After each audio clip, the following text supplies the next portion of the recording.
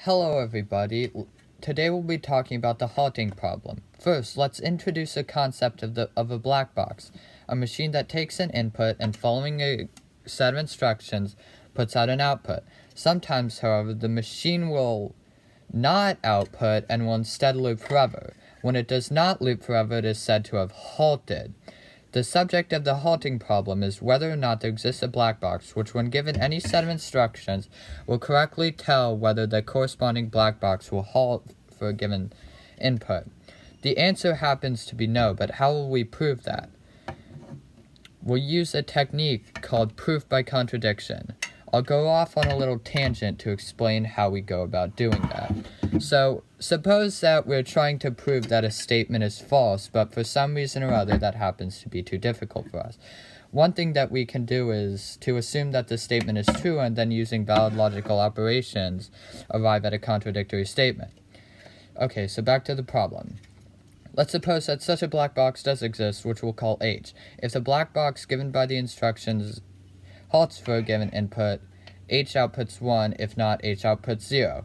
Again, let's suppose that we have another black box which loops forever if it gets a 1 as an input, and halts if it receives a 0 as an input. These two combined form another black box called H prime. This black box has its own set of instructions which we will input into itself. And here's our contradiction. Why? Let's think about it for a bit and let's see. So, if H predicts that H prime will halt, then N will make it so that it loops forever. If H predicts that H prime will loop forever, then N will make it do the opposite. You see how that works? Okay, good. So, this is a contradictory statement because we assumed that H always accurately predicts the halting behavior of any given black box.